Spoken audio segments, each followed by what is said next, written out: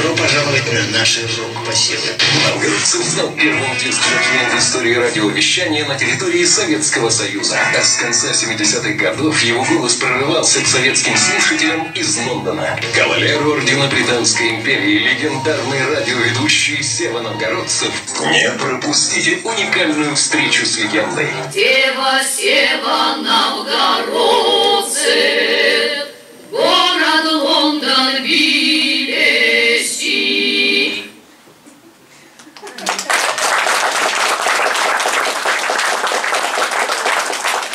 Well, here you have it. The whole lifetime packed into 5 minutes and 25 seconds. Today's event is called talk. And to me, talking is a reciprocal process. So rather than lecture you on wonderful achievements of my life, I would like to talk to you. And we could start from anywhere. Maybe some of the slides caught your attention or you fancy knowing more about that. So I think we should go haphazardly. Ask me whatever you want to know and I'll answer you to the best of my ability. Okay? So let's talk. The ball is in your court, by the way. I have a question. Was that you with Chevy Chase in that one? Was that me? Was there, I think there was a picture of you and Chevy Chase, and you were wearing a Russian hat. The actor? I saw it too. Yeah. Yes, it was me. It was my brief film career. I was in James Bond as you know, View to a Kill. And also, I was consulting at the time. And John Landis, I got a job as a consultant on Spies Like Us. So he looked at me and he said, come with me. And he sat me in front of the camera. And he said, say something in Russian. Obviously, what a boy who grew under Stalin can say. Obviously, I launched into a little poem that I knew from as I was a young pioneer. I'll do it in Russian. Шуршит по крыше снеговая крупка, на Спасской башне полночь бьют часы, знакомая негаснущая трубка, чуть тронутые проседью усы. That was a poem about Stalin, obviously. And John Landis was impressed and he gave me the part. Now, I played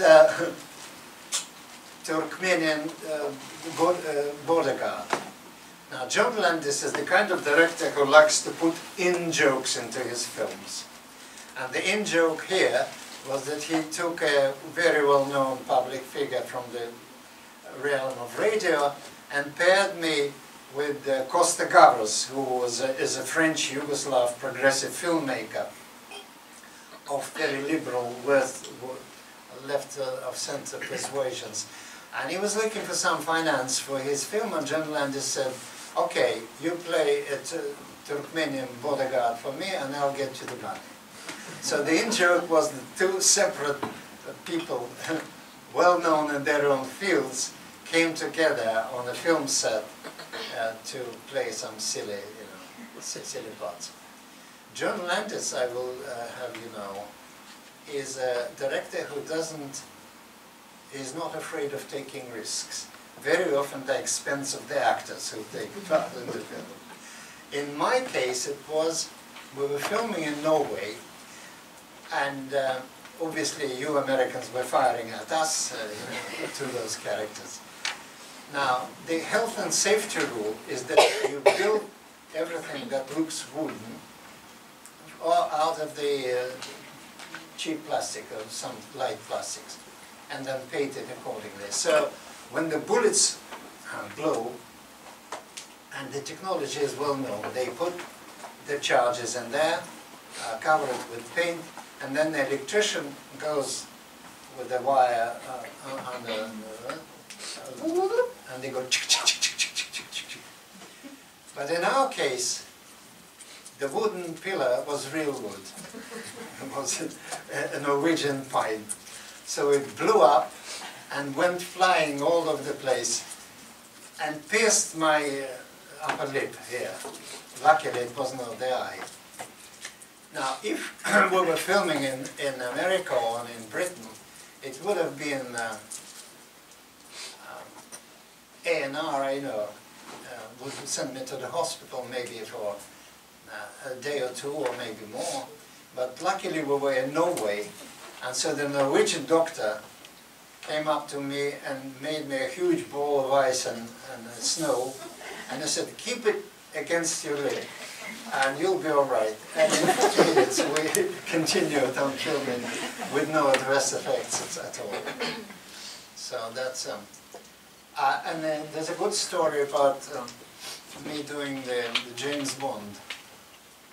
I was working in a different picture for HBO called The Gulag. It's long forgotten and for a very good reason. Anyway, I was consulting there, and as such, I was responsible for hiring Russian parts, Russian actors. And there was a particular scene in the labor camp where the inmates, while doing the lumber work, you know, felling in trees, caught a fox and brought it into the labor camp just to create general chaos and do some of the things that they were planning to do. And the guard, the KGB guard, shoots the fox and restores the order.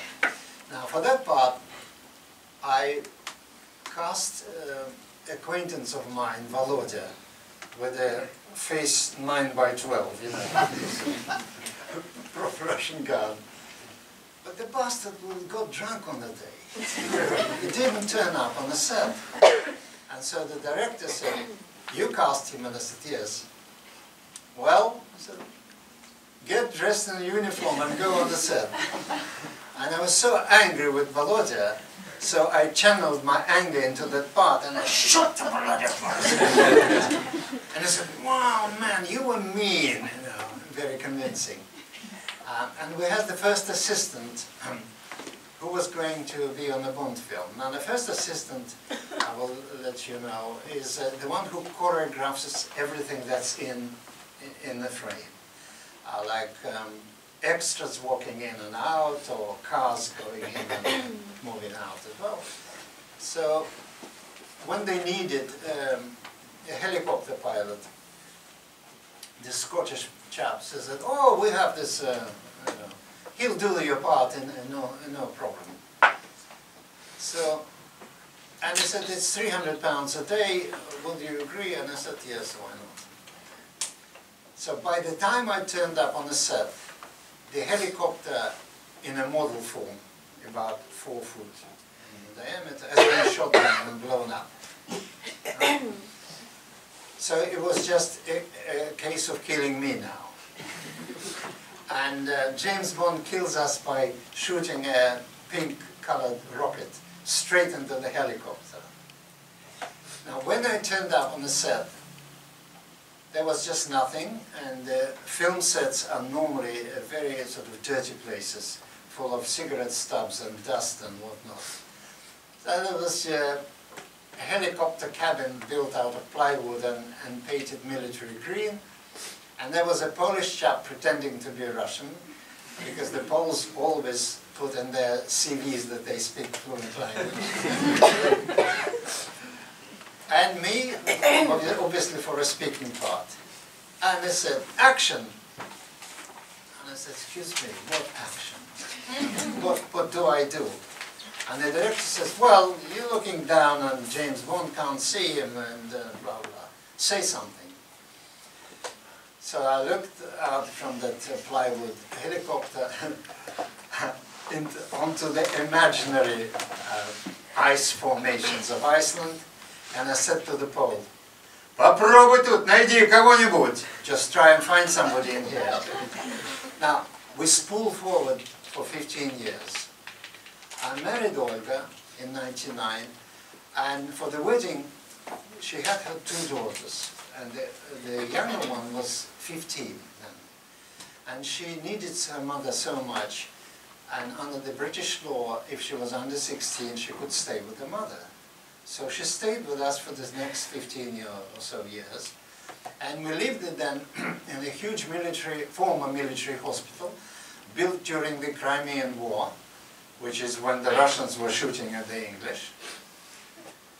And Florence Nightingale was starting the new phenomenon in field medicine, which is care, which is looking after the wounded soldiers, because before that, if you were wounded, you were as good as dead.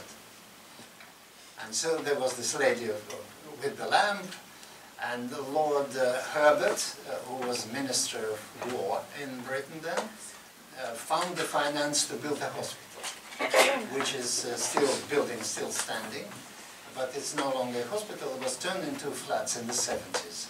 And one of the flats we lived in. Now, there was some space within the hospital that they couldn't turn into a living space. So they turned into a club, a gym, a swimming pool, only for the residents. And people would descend into this club in their slippers and their nightgowns, because it was like a huge family. They were all drinking, watching television, you know, swapping news. And Anastasia, this 15-year-old girl who couldn't speak, became like a pet of the military unit. So they all passed her on and taught her English, and she was charming and young. And finally she met a young actor, a Scottish actor, a huge fan of Bondiana. And she said, "Well, my stepfather was in James Bond film." And he said, "Which one?" And she said, "A View to a Kill." He said, "Who did you play?" "The Russian helicopter pilot." And this Scottish chap said, "Попробуй тут найди кого-нибудь." So what I'm saying, all things go round. They don't disappear ever. And the residue of whatever you do, whatever you say, will probably come back to you. And if it's a good scenario, they won't haunt you. Oh dear. Anything at all? Other questions? Okay. So I couldn't help but notice that you met the Queen, so I'm wondering, is there a story behind it? I'm sure there is. Yeah.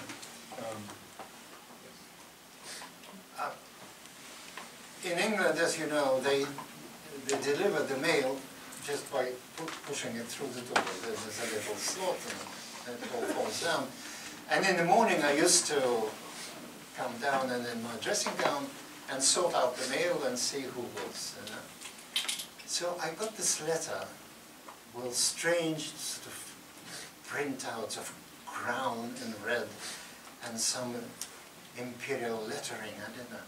So I went upstairs to the kitchen, and I can't make the head or tails out of this letter. It is all written in subjunctive mood, multi-layered.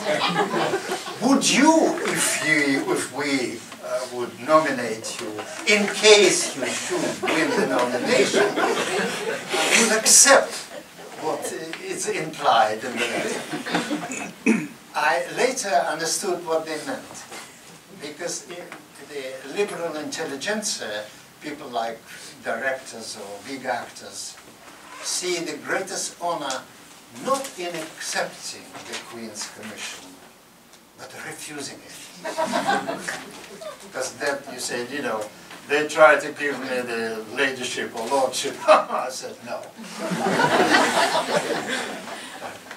So I wrote back and I said, yes, I would be honored, because it's not for me, it was being done, but for the mutual process that existed between what I was doing on the radio and the audience.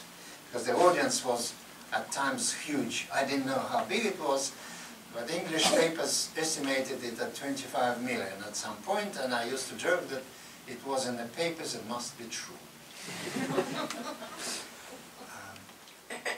And so then we went to the Virgin Islands. We have a little plot of land there, so occasionally when we got enough money for the plane tickets, we go and watch the grass grow there. And my friend on the Virgin Islands is old local gentleman called Clifford Martin. Now, Clifford Martin sold us the land because I look like his grandfather. His grandfather was Scottish and a lawyer, and he came, made some money in the Virgin Islands, and like all people with the English background, he believed in owning a lot of land. So he bought everything that was for sale on the island.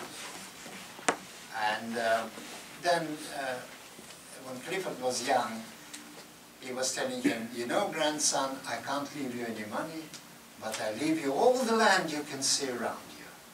So Clifford, when he was short of funds, was selling bits of land and sold us half an acre. Now, Clifford couldn't for the life of him pronounce my name, which is simple enough, Seva. He called me Sybil. Because I'm not a lady, he called me Sybil boy. And he has a huge voice like trumpets of Jericho. And so I wake up in the morning and said, hello, Sybil boy, how are you this morning? And because he has got the telephone, I haven't, he said, Sybil boy, telephone for you. And a friend from the BBC was saying, Sevachka, I've seen your name in the honours list in the Times newspaper, so you're going to get it. So when we came back, we got lots of paperwork, different colours and hues of gold and silver and whatnot, arrangements of all kinds. For instance, you can't just turn up in Buckingham Palace dressed in jeans or even in your best suit. It's not good enough. You have to go and hire the full, you know, operetta attire, which is the cylinder hat and the long coat and the striped trousers and the lacquered this and that, and a silk tie, and special passes were issued. So we drove our old rusty Mercedes car straight into the Buckingham Palace. There was a parking space reserved for us, and we walked past the, we call them kirasiri. The kind of kirasa is a helmet, shining like a gold. And the gentlemen are very tall, about 6'5" or taller. And they have high boots up to here in lacquered leather, in patented leather. I can tell you, it looks interesting. Anyway, so we proceeded into Her Majesty's picture gallery. All the famous names, all the Rubenses and Michelangelos are in there. No windows though, the light comes from the ceiling. And we were instructed as to how to behave yourself when facing the Queen. After the first sentence, when you answer, you add at the end, Your Majesty. Your Majesty. And after that, you can shorten it to ma'am, as in jam. So, and Queen was amazingly well prepared. There was 313 people being awarded that day, and she does it twice a year, in summer and I was in the April batch. And for all 313 people, she had enough prepared questions not to call me a hero of Afghanistan or something. She knew exactly who I was. She said, and you worked with World Services? I said, yes, Your Majesty. She said, for how long? I said, 30 years, ma'am. And then she said, what you will be telling your listeners today? And I thought she was really interested in what I was going to tell. So they said, well, today I'm going to tell you what happened to me this, you know, in the Buckingham Palace. And didn't add ma'am, because I was carried on with the conversation. And I thought that I caught a glint of steel in her eye. Because I imagined that we're the best of friends with her. And she finished the whole thing by putting the decoration on my lapel. Now, if she were to pin the decoration as the designed for on everybody, she would have bloody fingers by the end of the day. So there's a little technical secret. We all had a little rounded hook, barely visible. And the decoration had a tiny little ring attached to it. So the queen would put the ring on the hook, and that was it. You were done. You're not supposed to turn your back to the queen, so you say, Majesty, and go 5 steps backward. And only then you can turn and go. To finish this story, I took the trouble of traveling 5,000 miles or more over the ocean, and there's huge Straits of America to bring it this. So you know that it's not a fairy tale that I told you. This is the MB, member of the British Empire. And they very often ask us, you know, Russian are quite mercenary people. They say, did they give you a raise? I mean, what was it for? So I say, well, I have no privileges really. The only one. In London, there's this huge cathedral, St. Paul's, the second biggest in the world. And this cathedral has a chapel. Now, in this chapel, I can apply and have my time for birthdays, weddings, or funerals.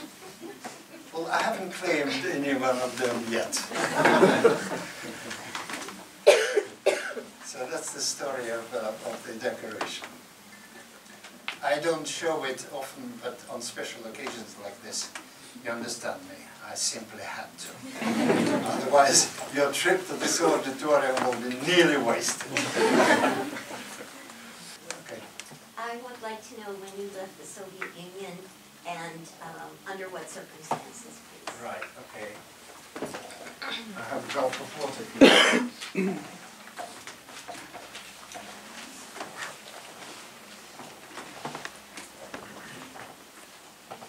The year is 1975.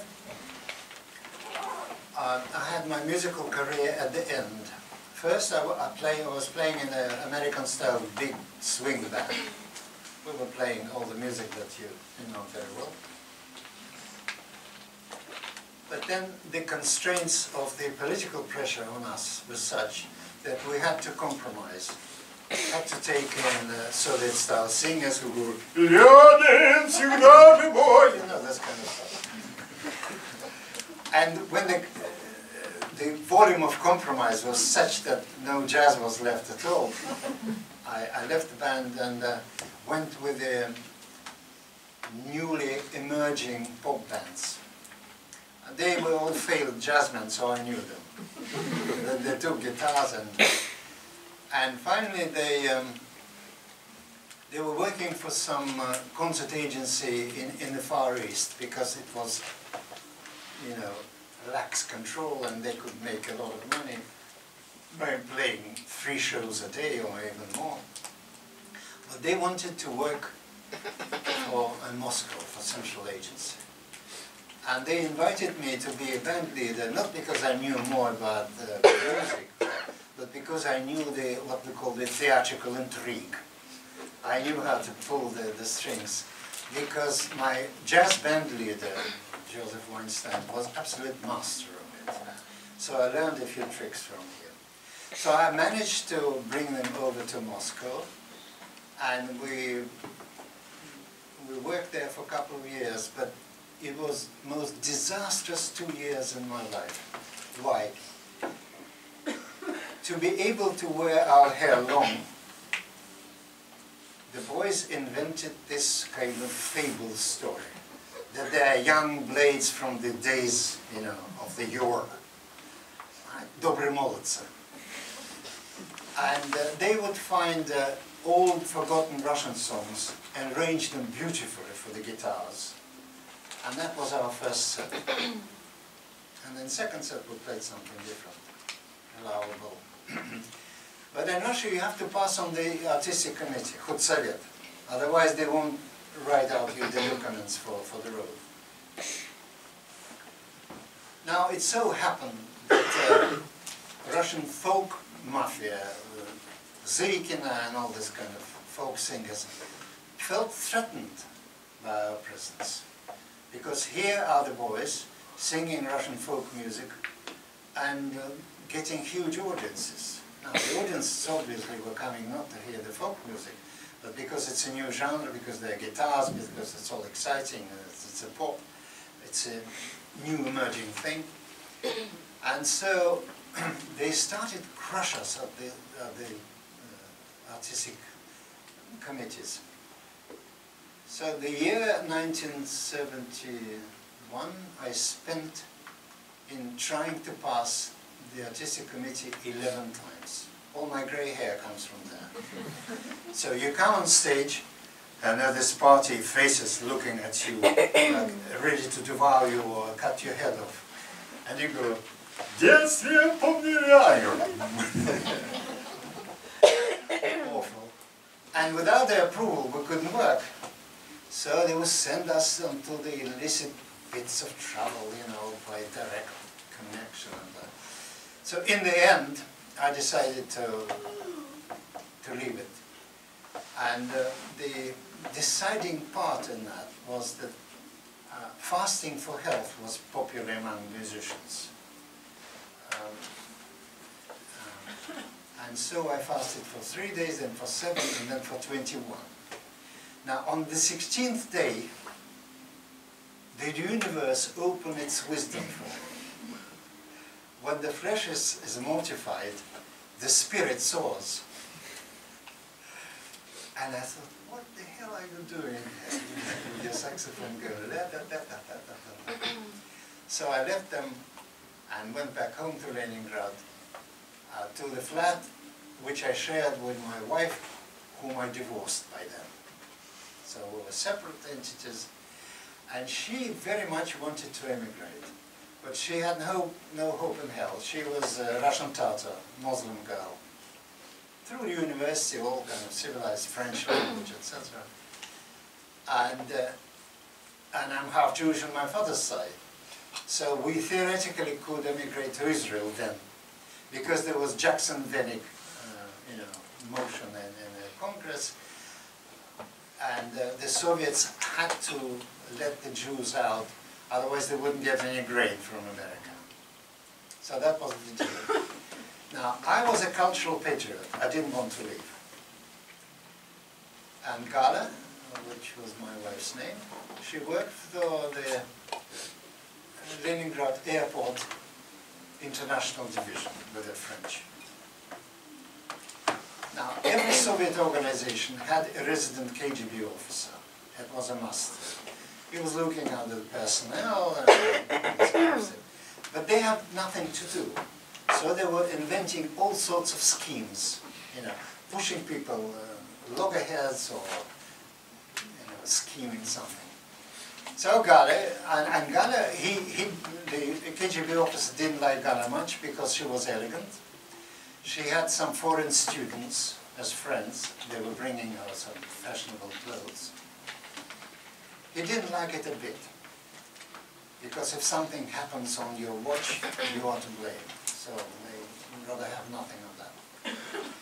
And she arrives at work one day, and the whole book of airline tickets, this thick, worth probably $10,000 or $20,000, is gone from the desk. And he says, well, it's a criminal felony, and we start the proceedings. Now, Gala was a beautiful woman and very proud one. She said to me, if they put me in prison, I'll end my life. I won't stay in the prison. And so this KGB chap played cat and mouse with her for a week, and then said, pretending it was a good fellow, said, we know each other so long, just write, that you voluntarily resign, and that will be enough for me. And of course, 2 days later, the girls in the local mafia knew who'd done that. And she pressed the girl and she confessed that the KGB officer made her steal the book of tickets. And then Gala said to me, we can't live in this country. Now, I was still in love with her and I wanted her back. So the deal was, like, we marry again and we emigrate together in the hope that the family will stay. Now, interesting detail. When I was the Young Blades band leader, on the first day I had to change my name.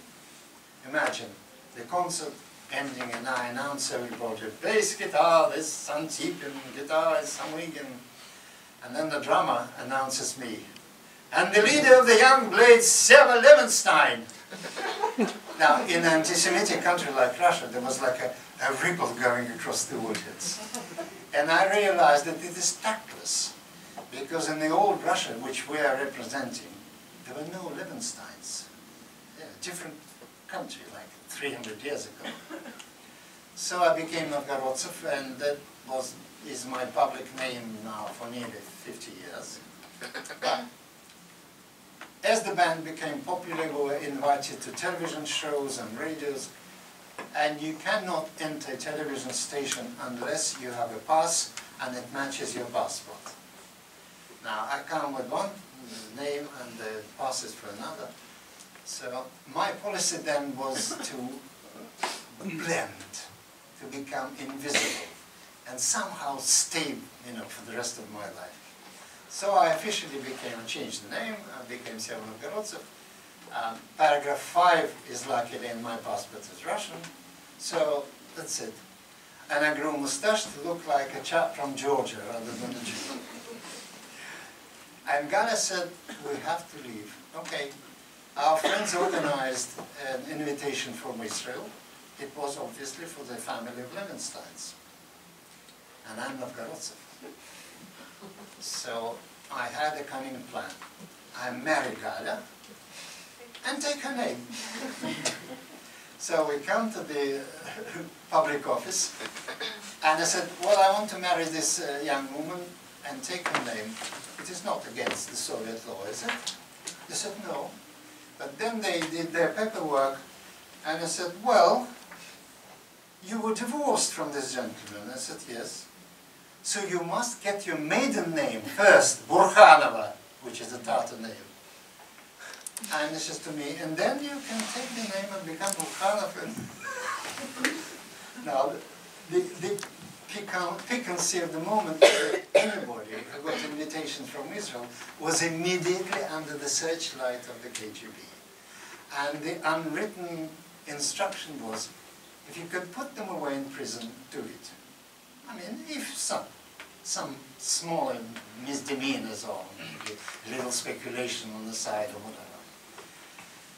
We were clean, but still it was a very precarious situation. So my next scenario was that Gala, morning, no makeup, and beautiful ladies who had their face made up for years looked very like, well, a bit forlorn without it. So she put a modest handkerchief and headscarf, and I drove her in a taxi to the court where we were divorced. And she goes to the clerk and said, on such and such a date I was divorced here. I said, yes. Do you want your maiden name back? And Gala says, well, you see, in the intervening years, I graduated from the university. My diploma is at Levenstein. I had my son born, he's Rena Levenstein. She says, I know it's not a convenient name to live with, but could you leave it for me? And the clerk says, well, it's not against the Soviet law. And she left it there. Gala comes out of the court and says, okay. And I said to the driver, to the public office, please, I'm marrying this woman. And this is how I got my name back. And obviously, as a family of Levensteins, we emigrated. Now, the route was, we went to Austria, where there was the first processing center. And there were people from the Jewish agency CREEES, which is an agency for aiding something. actually was formed at the initiative of Albert Einstein in the 30s, when the Jews had to flee to Germany. And American authorities were not too keen to have the Jews in here. So it was kind of, you know, some kind of struggle. We explained to Hayas that I'm a wrong kind of Jew because my mother's Russian. I've been brought up as Russian and Russian culture and Russian language, never prayed to Yahweh or whatever, no language skills at all.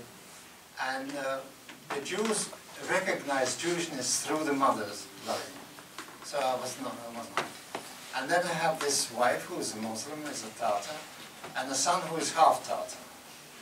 So we're obviously wrong people for Israel. They sent us to the International Rescue Committee, and we ended up in Italy. Now, it is coming very interesting because Texas is involved, strangely enough, in the next chapter of my story. We were destined for Canada, for Edmonton. So if nothing happened then, I would be Edmontonian now. I'm probably not standing in front of you. But strange things began to kind of converge. We lived in the cheap end of Lido di Ostia, which is a little resort town on the seashore. Now, in summer it is quite expensive, but the flat owners, the apartment owners, were eager to rent it to the Russians because they were staying all the year round. And in general, they got more money.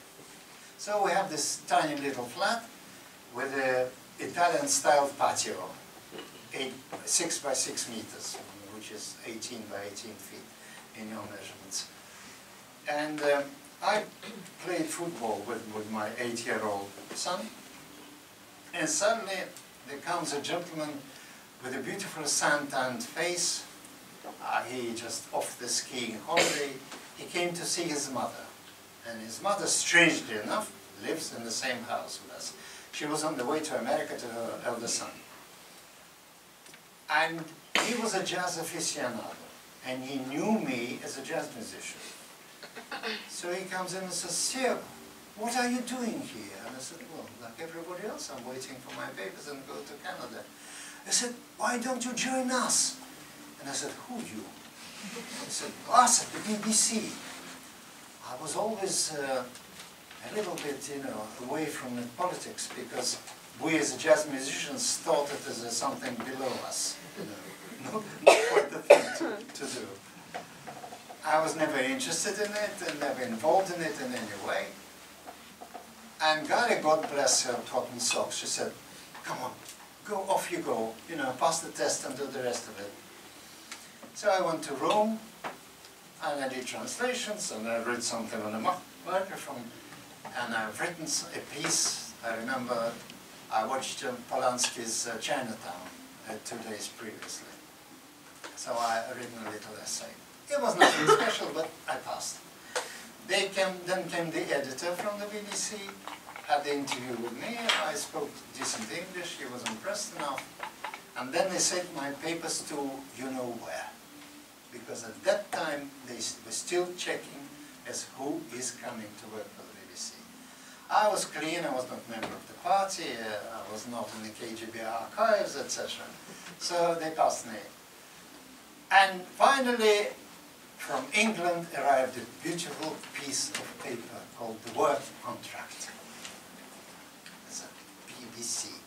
I showed it to my Italian landlord and he said, BBC? Because they read it differently. Now, it was all fine, except that we could not cross the border. We had no papers at all.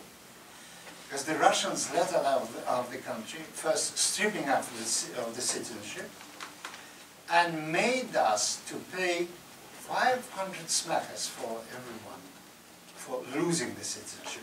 Now, 500, to put you in the context, was 4.5 monthly wages, nearly half a year. It was a huge amount of money.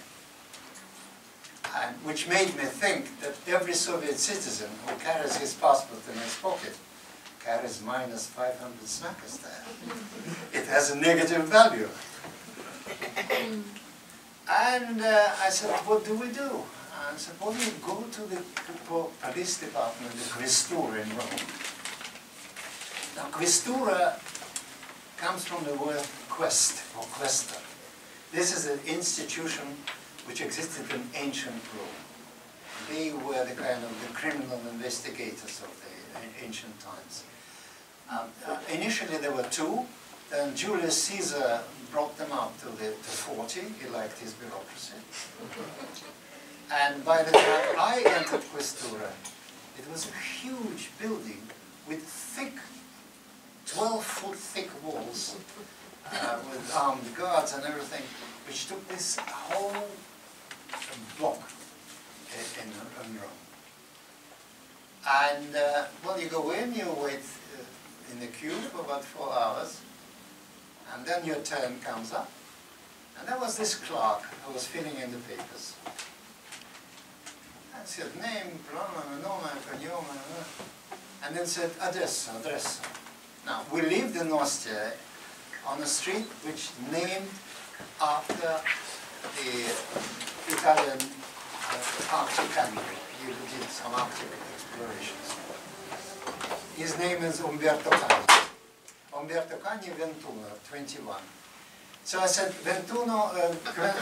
Umberto Cani, 21. He said, oh, and me, I also live in Umberto Cani, 21, in different town, because this admiral was so popular, they were naming streets for him in every little town.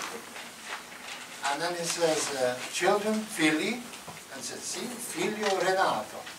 Renato is a Tatar name. But he says to me, and I'm also Renato, Italian Renato. Right? So we had a little chat and then parted company. And he said to me the phrase which stayed with me for the next year. He said, come next week, in Italian, settimana prossima. So I come next week, sit for 4 hours, come to face a different clerk. He said, settimana prossima, and on we go.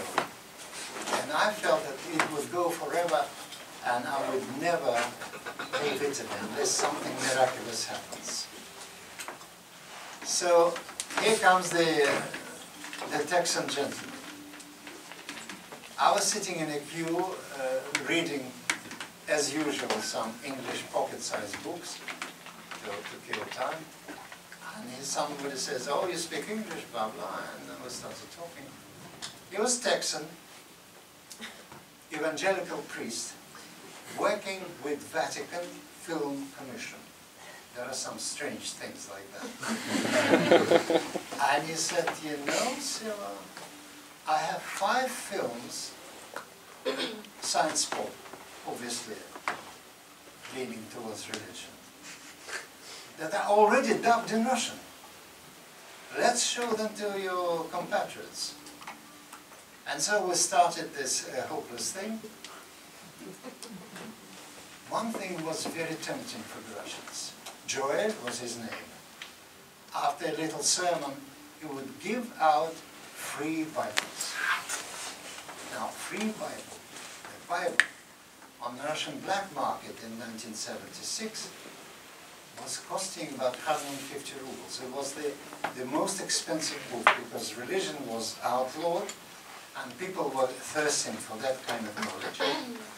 And here we are, you know, you can get it for free. Obviously, we had a mission working in no time. The atheists wanted their free Bible. Anyway, he gave me also some literature to read, which was what is known now under intelligent design label, written by scientists, purely scientific point of view, no Bible quotations, only, you know. And finally I was convinced, also the angel quietly told me, you're never going to leave this place unless you take a decisive step. And so Joel finally baptized me in the center of Rome, in a Protestant church, beautiful marble font, you know, submersions, all that.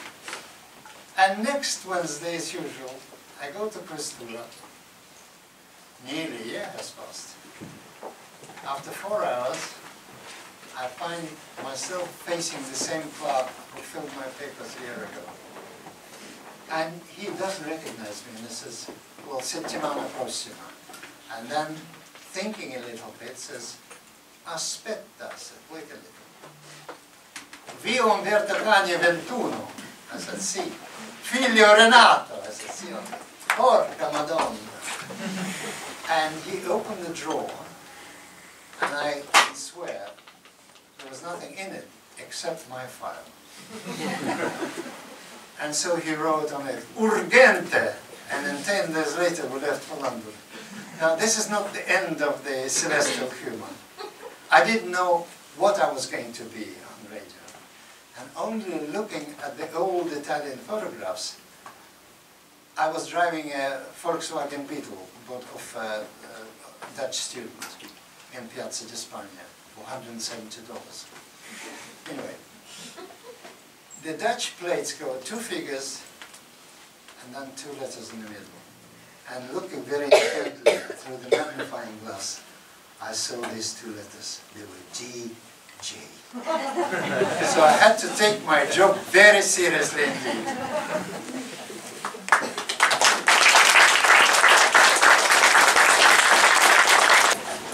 Now, the radio voice transmutated over the time.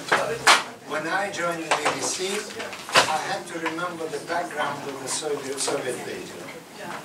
They all had standard voices and standard pronunciation. And that was a very, very detailed selection process. So if you switched your radio on in Kaliningrad, in the west of the country, or in Vladivostok, the voices were identical. They were all absolutely the same. So remembering that, I wanted to get away from formality of Soviet broadcasting voice. So my initial technique was to speak very softly, with no voice projection, on relaxed voice cords, close to the mic. So when I hear my own recordings of 1977, it was an ideal voice to do a badger in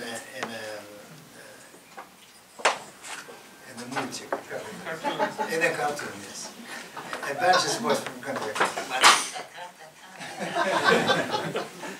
But then the audience wanted more projection, and I progressed from there. Still, the description of the voice according to Novgorodsev is quite simple. If you imagine a voice being a stream of water, then on one end of the scale you have an Italian tenor who goes La! And it goes like 10 feet or more, 20 feet away. And on the other you have a Russian drunk who you can meet somewhere, you know, in an archway. Says, "Hey, so the voice flows down the chest.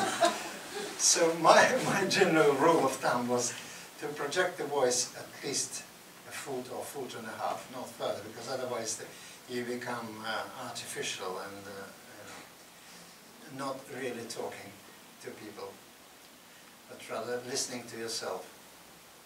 And being a musician, I'm used to listening to myself. So I imagine for many years they have lazy lips in Russian. So, and I developed a series of exercises. BL is a very difficult combination. So I have blah, blah, blah, blah, blah, blah, blah, blah, blah, blah, blah, blah. All the vowels go to the end of it. And then obviously all the tongue twisters. Говорили про покупки, про какие, про покупки, про покупки, про покупки, про покупочки мои. Или бык, тупогубенький бычок, у быка губа тупа. So I had to warm myself up before every broadcast every day. And it kind of accumulates over the years.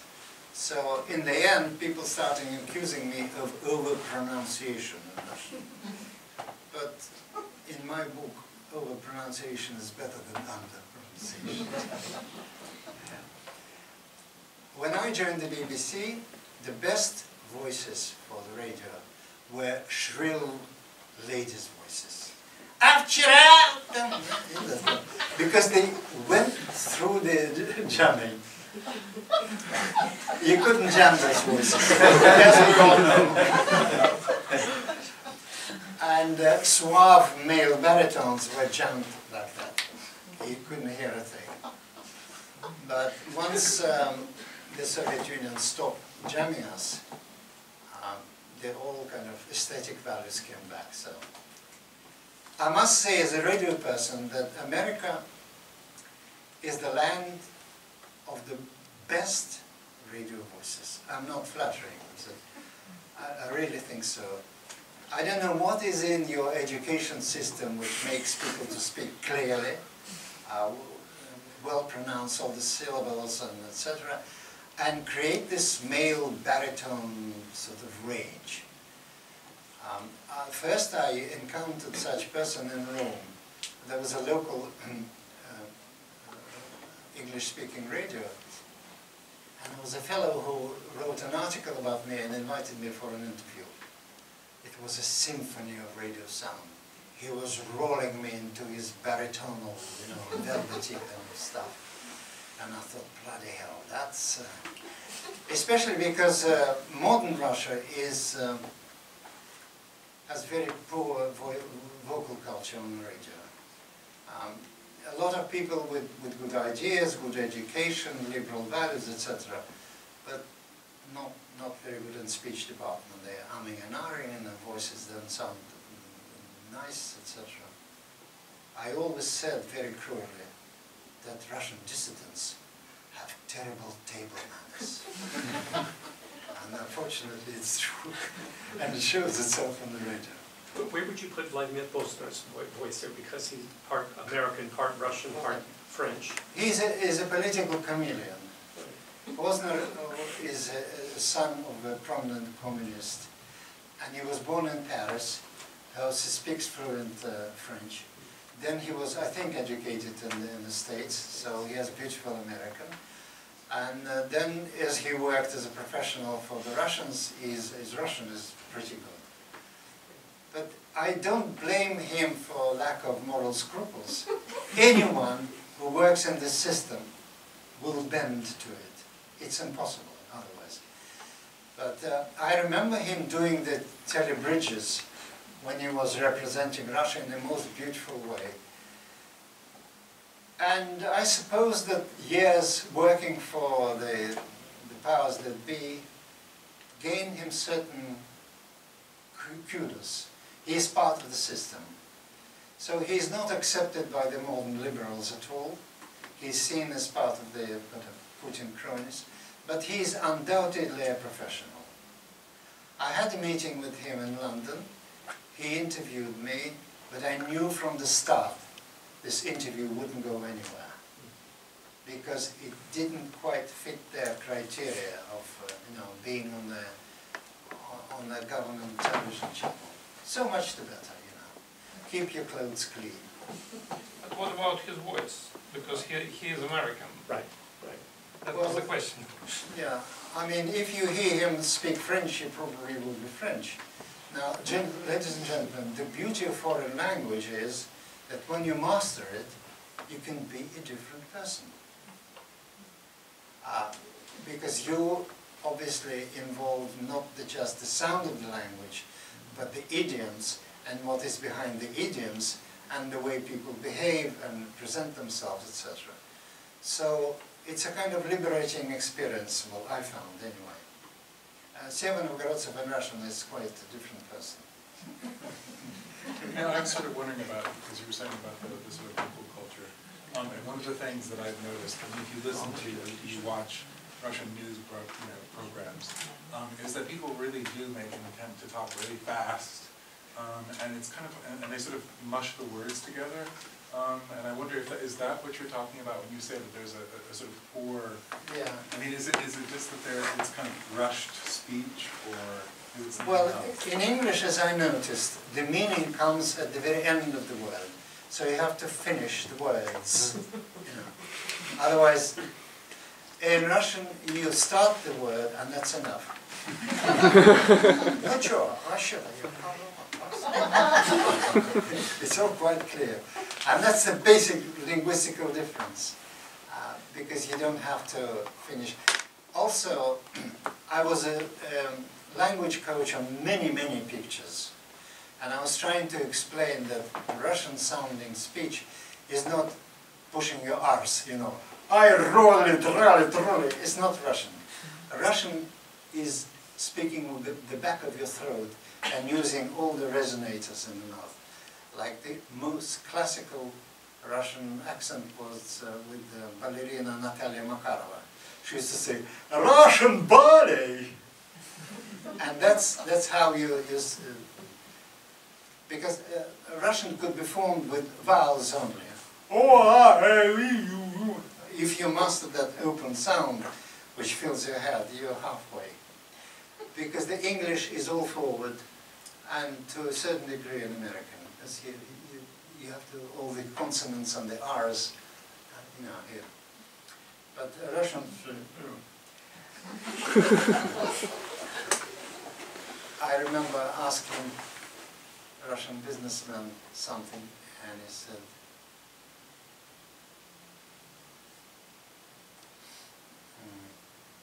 never mind. I told the story. I was flying the plane a couple of weeks ago, and there was a huge Russian sitting next to me. So he saw me obviously as somebody foreign, probably English speaking, and so he said, "Excuse me, toilet!" And that's a typical Russian projection. Full-bodied voice. And, the businessman said, "It depends, как говорится." There are all kinds of jokes. A businessman orders in a restaurant and said, "Waiter, 2 vodkas." "Is it alright that I do it in English?" He says. Ничего, что я по-английски. But it's all going, you know, in the past because everybody speaks English, and the new generation of Russian business people, most of them were educated already in the West. Many have gone through English colleges and universities. So you may encounter impeccable Oxford English in some of the new Russians. Mind you, it's a bit, you know, false on certain levels, but still. All the school is going into the history now. We have a new phenomenon where the money rules, and the money means that you can send your children to be educated in the best establishments in the world, including, of course, the University of Texas. So tell me about your mindset of leaving Russia and you want to be this sort of staid, private person, and then you find yourself with a microphone in front of your face in a foreign country. Well, I never said I wanted to be a private person, you know, being on stage for so many years. But I was, in a way, a very private person for many years, because what is radio? You come to the empty studio, there's your script, there's your microphone, and you have no idea if anybody is listening or not. In fact, I knew quite well that no one is, because we were jammed for the first 10 years of... when I went to Russia in 1990, and that was pandemonium, my fans congregated, there was nearly 1,000 of them, so they stopped the airport functioning, so the customs people had to pull me out of the queue and eject me through the side door. Anyway, then I realized that people were listening and they were telling me all sorts of stories. Most popular were huge military sets which the conscripts used to listen to me, because they had the extra fine tuning. They had a kind of millimeter range, and then they finally get through. Many were caught and had some serious trouble at the military service. Some people were using radiators as a kind of extended area. You had to clean the metal there, put the copper wire, stick it to the radio set, and then it would... Also, there was illicit business of making radios with a different wavelengths. Like the Russians were all 25 meters, 31, and there were 19 and 16 meters, which some artisans were putting into the radio set for a special fee, and then you had the advantage. So it was fun. It was like cops and robbers. You know, we were playing games with the power, and many people were enjoying this to such a degree that now, when all these recordings are available in digital form and crystal clear sound, I said, it's not the same, it's not fun. There's no There was a joke that KGB called in a young man and they said, we have information that you listen to the foreign voices. He says, yes, I do. Often? He says, every day. Every single day, he says, yes. And what do we hear? He says, woo, woo, woo.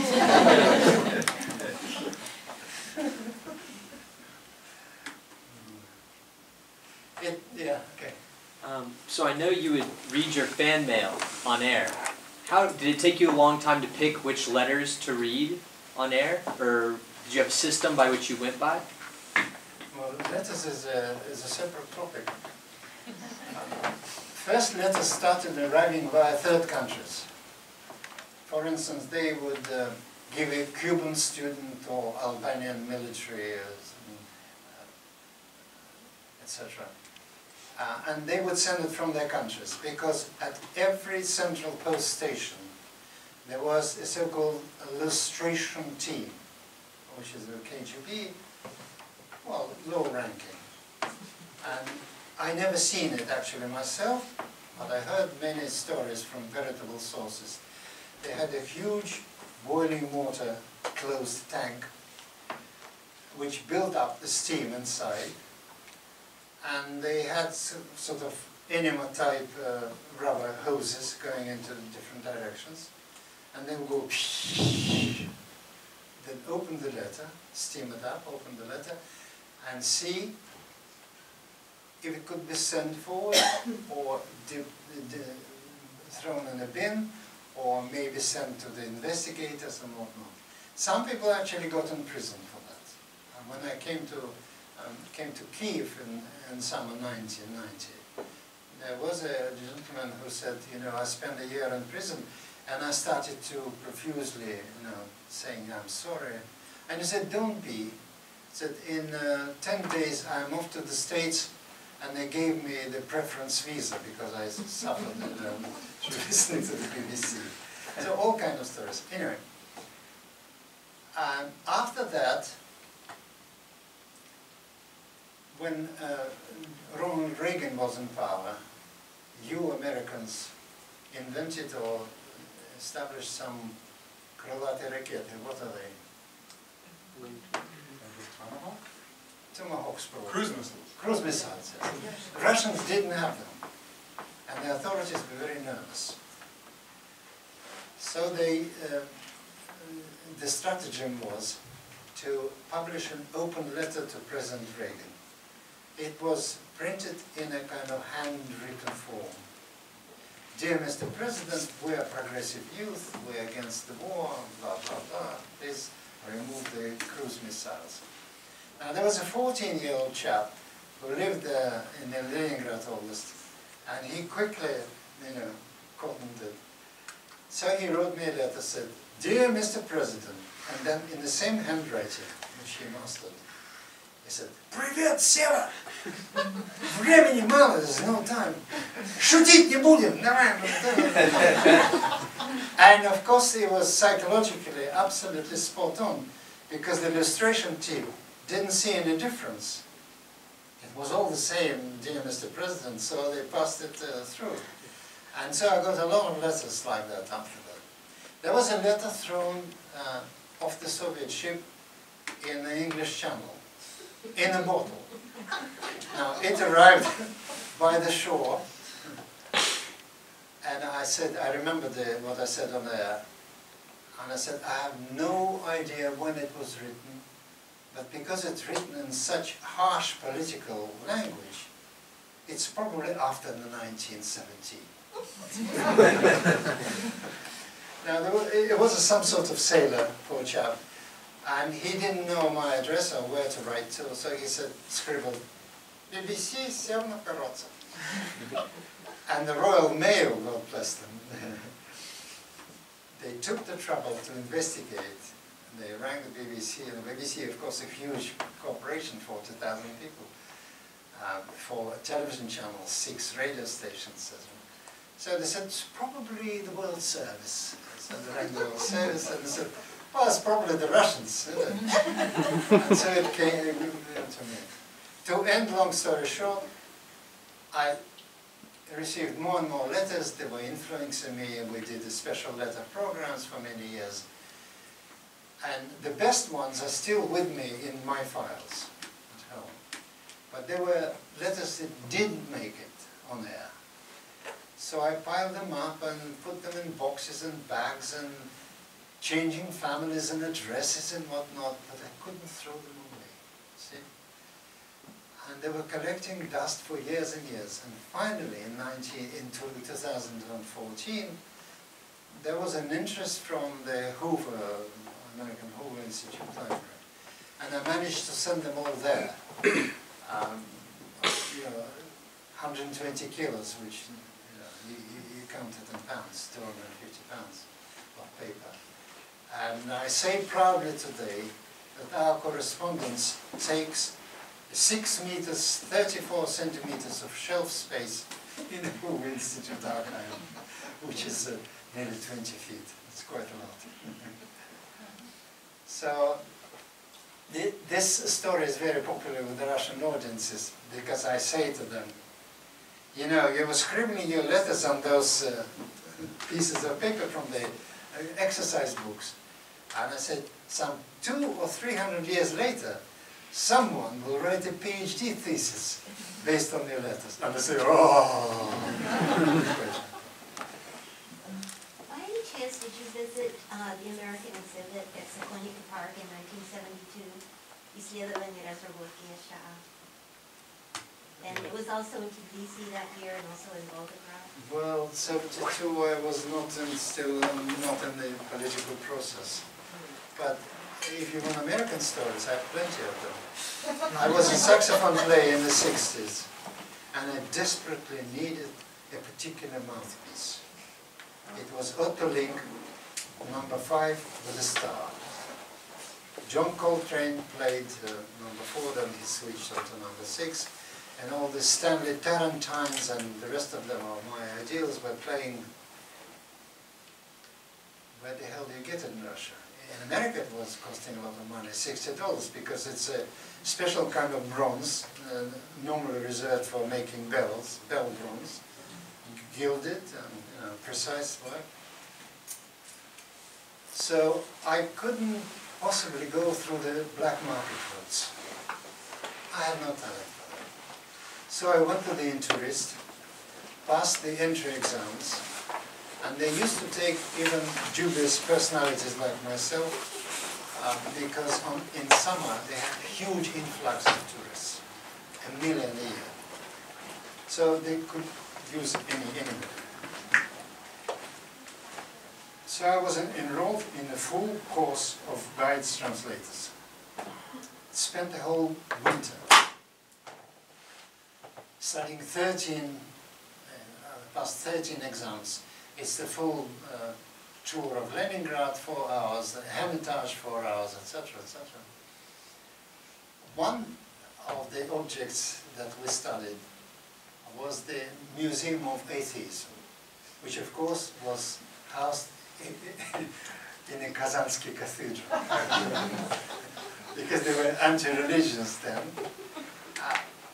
In the basement, they had Spanish Inquisition exhibits. All the thumb screws and the fires and this and that. But on the next floor, it was all art, anti-religious art. And so whenever journalist asks me what is my favorite work of art, I have a ready answer. I saw it in the Atheism Museum. It was a huge concrete construction weighing 5 tons and covers with the mosaic tiles, making a picture. It was called Forced Circumcision of a Tartar Pioneer. So with this mullah with a sharpened knife, you know, after this foreskin of this poor boy, and he was fighting this. Now, after the collapse of the Soviet Union, the museum was moved elsewhere. It's no longer in the cathedral. Cathedral is now, you know, in God's domain again. But sometimes I pine for that 5-ton work of art and think, where is it now? Because they could have demolished it, cruel people. But did you get your mouthpiece? Huh? The mouthpiece. Now, I got deceived a couple of times. There were some young American ladies, the students, I gave them money, they didn't send me anything. But then I struck the gold. An elderly gentleman, after the death of his wife, married her sister. He probably loved her all his life. And they were late 70s, early 80s. Now, as a young boy, very young boy, he was in Russia with his family. His father was one of the American engineers who installed steam boilers on the first Russian icebreaker, Yermak. And as such, they were received on the highest possible level. He said, I remember playing with the Tsar's children. Right? And now, at the twilight of his years, he wanted to see the flat and the places and everything. Now, I was a deluxe guide translator. I worked with rich Americans who had their own translator. 4 hours in the morning, 4 hours after lunch. And so I spent a week with them, going around the Vasilyevsky Ostrov, trying to find that place. And finally, I think we found it. And they were so touched, because they could draw a line over the memories of a lifetime. And I said, can we help you in anything? And I said, yes, I'm a musician. In fact, I invited them to one of our concerts, day concerts. So he knew I was not lying. And they did send me the mouthpiece. And it arrived, a beautiful package packed in a beautiful American bubble wrap and whatnot. And opened the box, and there was this golden mouthpiece. And my hands were shaking. And I put the reed on it, put it on the saxophone and blew. It sounded like a goat which is led to the market for slaughter. So I said to myself, you better be not born, you know, you wretched thing. But after a month or so, I got the sound. So, thank you, United States of America.